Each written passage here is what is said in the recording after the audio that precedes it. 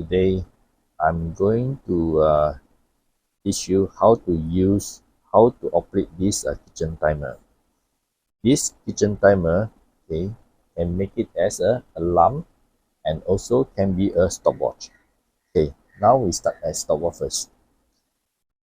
Okay, here got minute and second. When you press this button, okay, this is stopwatch is running. Okay, now it's 4 seconds, 5 seconds, 6 seconds. Okay, you want to stop it, you just press this button, stop. Now it's 9 seconds. You want to continue again, just press this button again. Okay, this button again, continue. So if you want to reset, okay, how to reset? Now I stop it first. I stop. You want to reset, you press and hold. Here, can you see the clear here?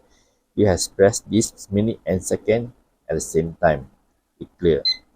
Now it come to 0, 0, 0. Okay. Now you want to start as a alarm. How to make alarm? So say that you want to make it 5 seconds. 5 seconds to let you know, to alert you. Alarm. Okay, now I press 1, 2, 3, 4, 5, 5 seconds. Then I press start. Now it's start countdown. Then you can hear the alarm. Okay. Once stop it, you just stop again. And still memorize is 05 again. Still 05. Okay. Say that if now you want to make it as 60 minutes. 60 minutes is 1 hour. Okay. Now you have to press start from minute. 1, 2, 3. So we have to press until 60 seconds. So why not just press and hold? Okay, go faster. Okay. Start. Okay, 5, 52, 53, 54, 55, 50. Okay, 60, 60, 61. But you cannot backward. Okay, now we make 61 seconds. Then we start countdown. Okay, 59 seconds, 58 seconds. Then after count to the end, then same as just now I show you in 5 second one. Then the alarm will beeping.